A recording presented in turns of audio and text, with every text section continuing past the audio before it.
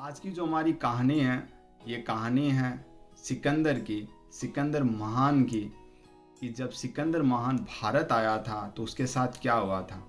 सिकंदर महान को मलेरिया हो चुका था और सिकंदर जो था वो बहुत ज़्यादा, अब सिकंदर को ऐसा लगने लग चुका था कि मेरे मौत है वो मेरे दरवाजे पर है, मेरे बहुत करीब है। किसी ने सिकंदर को सलाह दी कि पास ही के गांव में एक बाबा रहते हैं, तो उनके पास जा, बाबा है वो तेरी हर समस्या का समाधान कर देंगे। क्योंकि सिकंदर अपने ज़माने का सबसे बड़ा सम्राट था, सबसे बड़ा किंग था, इसलिए उसने दुनिया के जितने भी वैद और हकीम थे सबको अपनी सेवा में बुला लिया था।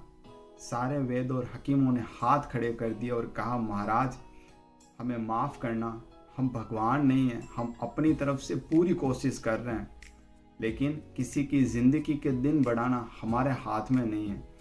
सिकंदर ने रोते हुए कहा, और कुछ नहीं, बस मैं मरने से पहले अपनी माँ से मिलना चाहता हूँ। अब उस समय हवाई जहाज़ तो थे नहीं, थी तो केवल क्या बैलगाड़ियाँ थी, है ना, घोड़ा गाड़ी थी। अब वहाँ से मकदूनिया तक का जो रास्ता था वो बहुत लंबा था और सिकंदर के पास जीने के लिए बहुत कम लम्हे थे। आखिरकार किसी की सलाह के ऊपर जो सिकंदर था उस पास ही के गांव के एक बाबा के पास पहुंचा।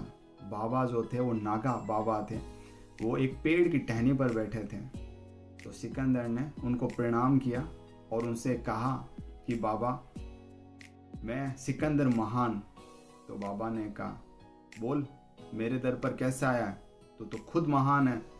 तो सिकंदर ने कहा, बाबा मैं आपको अपना आधा राज आपको दे दूं, आप बस अपने जीवन का जो एक दिन है वो काट कर मेरे एक दिन में जोड़ दीजिए ना, क्योंकि मैं मरने वाला हूँ। जो साधु थे वो हंसने लगे। उन्होंने कहा, सिकंदर तू होगा महान, लेकिन इस दुनिया में, इस पृथ्वी पर ऐसा कोई इंसान नहीं है जो अपनी लाइफ का, अपने जीवन का एक दिन काट कर किसी दूसरे की लाइफ में जोड़ सके। सिकंदर ने कहा, कुछ इलाज नहीं है। बाबा ने कहा, कुछ भी इलाज नहीं है। तो सिकंदर मुंह लटकाकर अपने महल में आ गया और सिकंदर ने अपना जो सेनापति था उससे कहा कि मेरी 3 विश हैं और वो तीनों विश जब मैं मर जाऊँ ना तो प्लीज़ उन्हें ज़रूर फुलफ़िल करना, उन्हें ज़रूर पूर्ण करना।